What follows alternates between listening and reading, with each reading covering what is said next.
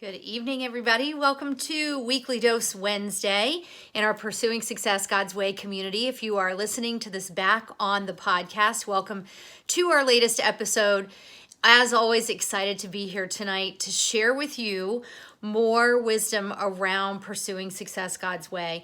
So tonight I'm sharing with you another excerpt from the book Pursuing Success God's Way, a practical guide to hustle with heart. And the last few weeks we've been covering in our book Excerpt series the chapter on overcoming obstacles that's called Obstacles and Distractions. And so tonight I'm going to finish out that chapter with a section called The Comeback. Now, I don't know if you all are familiar with the Danny Gokey song, The Comeback, but it is a fantastic song. And in fact, in my book, one of the resources that I have is a Hustle with Heart playlist. So it's all of the songs that I have listened to throughout this journey, but most of which are on the playlist that I made called my 2020 Focus playlist that I literally listen to every morning in the shower to get my day going. So whether you're joining us live, whether you're watching this on YouTube or you're listening to this on the podcast, this chapter is ending. This chapter 6 on obstacles, we're closing up tonight with the comeback. I will continue to do excerpts. I will have another excerpt next Wednesday as we prepare the last few days for the book release. So at the end today of our recording, I will share with you a couple of updates about the book. So let's dig in. Tonight, this topic is really framed around Psalm 37:24, which says, "Though he may stumble, he will not fall, for the Lord upholds him with his hand." So I don't know if you're a golf fan. I'm really only mostly a golf fan because my husband is. But when my younger daughter Cameron was small, she would watch my husband play the golf Wii game and she would keep score. And she learned to golf, and we were one day hoping there would be a golf scholarship, because I don't know if you know it, but women's golf scholarships are the most underutilized scholarships. So if you've got a daughter, a niece, a granddaughter, whatever, golf is not a bad way to go for them. But she was a huge fan of Tiger Woods.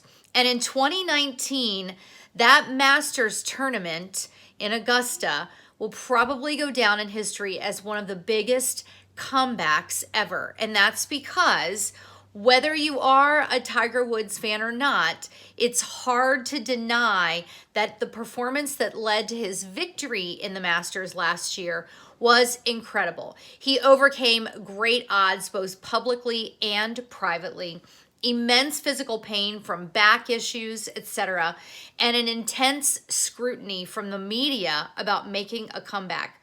In one of his interviews, he said that at some point in his golf career, he literally could not get out of bed or walk because of debilitating back problems. So I can only imagine that there were times it probably felt like it would be easier to give up and not come back to golf.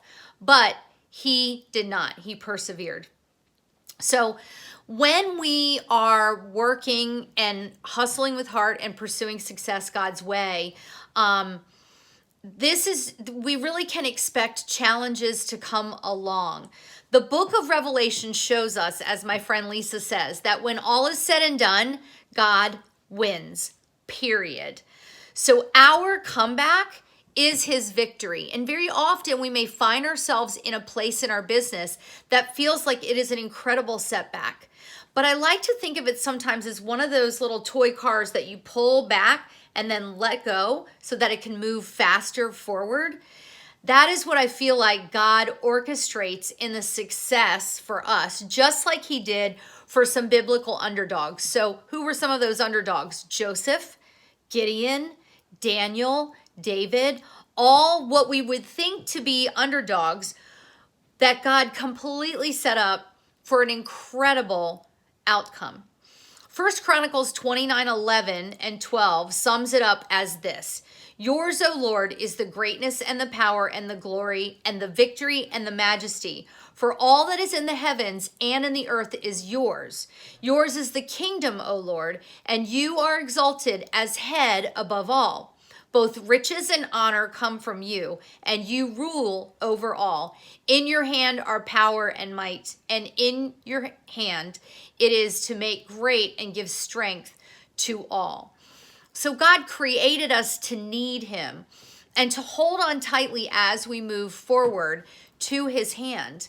It's how he orders our steps and delights in our progress, as it says in Psalm 37:23. And we need to hold tight because on our journey, we are like the toddler that loosens its grip on its father's hands to wander off and explore something and then gets a little bit lost and falls down. I don't know about you, but this isn't in the book, but it just reminds me of when I was a kid. We would go to the store and I would hide in the clothing racks. And one time I put myself in one of the dressing rooms and I closed the door and I couldn't get out. And it wasn't a door that I could crawl under, but I got lost from my mom and I had no idea how to get out. And I had no idea how to find my mom. So it's kind of like that. And that's where God makes us to need him and to hold on tight to his hands. And the beauty of building a God-centered business is we have the foundation that he has laid his promises upon. Like the promise in Psalm 24 that we heard earlier, that we may fall down, but we are never cast down because the Lord upholds us with his hand and with his strength. Now, I want to point out to you really an important point. It never says if we stumble and fall. There is no if about this. When we are pursuing success God's way, we are going to fall. And yet we are never permanently grounded as long as we are taking the steps that he's established for us. He is the father walking behind the tentative toddler that is unstable. That's us. He's ready to pick us up, not if we stumble and fall, but when we stumble and fall. When we feel ourselves stumbling or getting off track, instead of drifting off in distraction, discontent, and doubt, like we talked about, those 3 Ds where the enemy wants us, we can reach deeply into the knowledge that we were created by specific design for a specific purpose, just like it tells us in Ephesians 2:10. But here's the thing. God made us in his image, but that doesn't mean that we are little gods. That's a big one because we're human, right? So we have the choice to make whatever we want and to put ourselves on a pedestal or not, to follow God or not. And a lot of times I think that we make our businesses little gods and we make ourselves little gods. But just because we're made in his image, we have to remember that our identity is in him and we are his representatives to the world. And the awe of that gift alone, the awe of that has the power to snap us back into the reality that we are his. When I get off track, I hear his voice like a GPS system trying to get me back on track, recalculating. Do you remember when GPS used to do that? I think it would sometimes be fun for his voice to come alive. And I don't know about you, but I always think of it as Morgan Freeman, probably because he's played God in a couple of movies. But this serves as his gentle reminder to us to step back into the center of his will, and his direction to recalculate is how he aids us in the comeback. His recalculation is our comeback. What I love about the Lord is he is so faithful that even as we get off track, he's faithful to guide us back. And a lot of times our setbacks are us getting off track, and he's guiding the comeback. Pursuing success his way is the great adventure, which we can endure with contentment even in the peaks and valleys, because we know there will be setbacks and comebacks along the way. The question that we need to ask about the comeback is this: why do we want this comeback? Are we willing to forgo our desired comeback for what he has in store for us? Are we willing to surrender the outcome? Are we willing to say, Lord, I am steadfast in what you've called me to do in my business, and I am persevering for your great outcome, not my own? The question is, what is bigger, our desire for God or our desire for business success? In a recent sermon at church, my pastor put it this way: What is the thing that you still want from God, which is getting in the way of just wanting God? What is the thing that you still want from him, that you're wanting for him to give you, that is getting in the way of just wanting him in and of itself? As God-centered entrepreneurs, we acknowledge that our comebacks are always for his glory. We do our part. We still have to take the action in obedience and follow the principles that we cover in part 2 of the book, which is all about action and all about the principles for Hustle with Heart. Some of that I'm going to be digging into next week. But in the end, we're not the ones that create the comeback. God does. He calls us to something higher also because he loves us too much to leave us where we are. He wants to use us for his more, serving more people, showing more of Christ's love through our work, opening ourselves up to him to use us, to name just a few ways. So never underestimate what he is doing in the midst of the setback. He takes the spiritual gifts that he gives us. He builds on our perseverance and our endurance, and he begins to upcycle or repurpose us for greater things. In my own story, in the times that he was recalculating my route, I was convinced I was moving in the right direction and well within his will. And then everything went haywire. I realize now that my faith was growing and my endurance was being strengthened. Remember that God uses everything. He uses the tears. He uses the challenges. He uses the triumphs. Everything that we go through on this journey, he can use to make beauty from ashes in every challenge. He has a purpose for you. He is preparing you for his upcycling. In these times, it's important to renew our minds. And I don't just mean in the times that he's recycling us, but right now in today's times, we need to be renewing our minds, as it says in Romans 12:2. We need to be taking every thought captive, as it says in 2 Corinthians 10:5. Let your setback be your set up for your comeback his way. His way. Not the pushing, the driving, the striving to make it happen. Let it be his way. Let his voice of truth be the voice with the highest volume. Let it drown out the noise of the world. Our Heavenly Father is ready to make the rest of our life the best of our life when we are willing to be obedient and let the comeback be his. Remember what Psalm 32:8 tells us. I will instruct you and teach you in the way you should go. I will counsel you with my loving eye upon you. Oh, how beautiful is that for our comeback? So I have a really amazing book recommendation.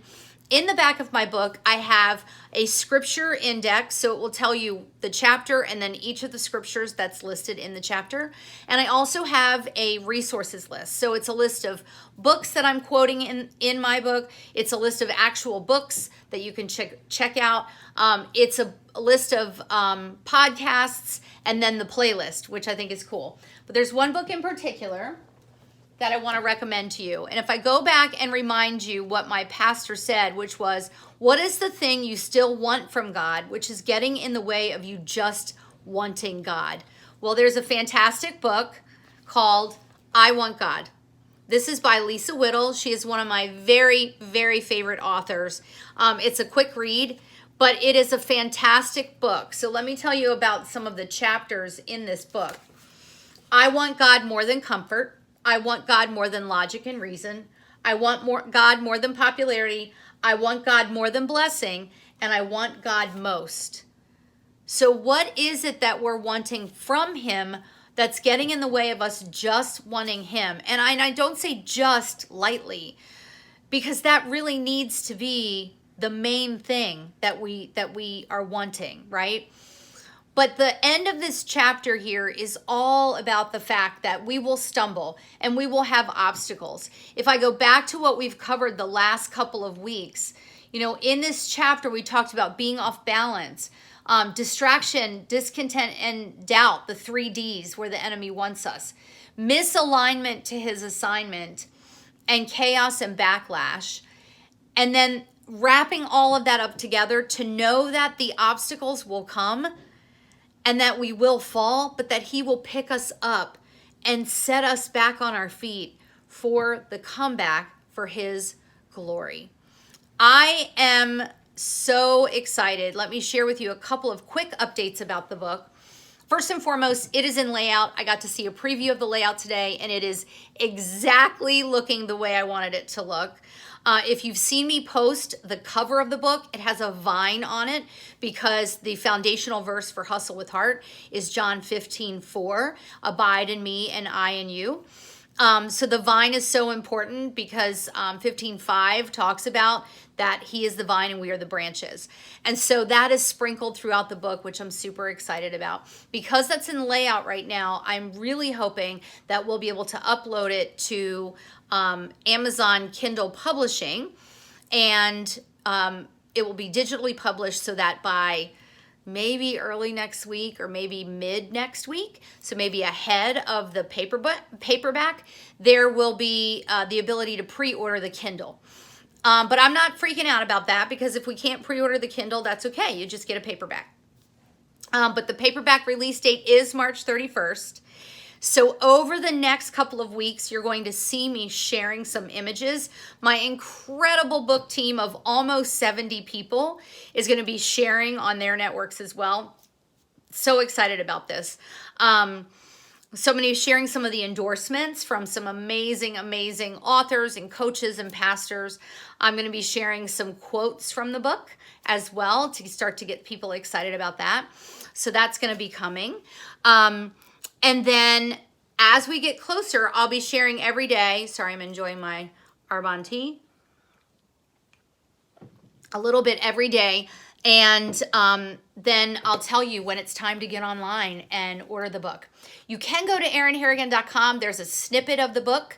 If you go to erinharrigan.com/the-book, or just go to my website and you'll see where you can click for the book. You'll see a little bit from the synopsis of the book and who this book is really, really written for.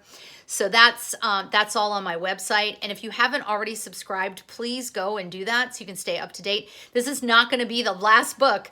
There is a future journal coming, Pursuing Success, Hustle with Heart journal. There's some other great pieces that are going to be coming along with it. There will be a webinar series coming this summer where we really will unpack the action around these chapters. So much is happening, and I'm super excited about that. So I wanted to bring you guys up to speed. So that's our weekly dose Wednesday. I would love for you to get down below, either in our Pursuing Success God's Way community or in the comments on the podcast at your favorite podcasting station, and leave me a comment. While you're there, do me a favor, get on over to iTunes and give me 5 stars. I am really working to increase the visibility of the podcast because I'm looking to attract some really incredible interviews in the next few months. And I really want to make sure that we've got a great following so we can give back to those that I'm going to be interviewing. And then last but not least, I have some big interviews coming up myself. So I'll be sharing some of that in our group as well. So you'll know exactly where to find me and where to tune in. So thanks for tuning in.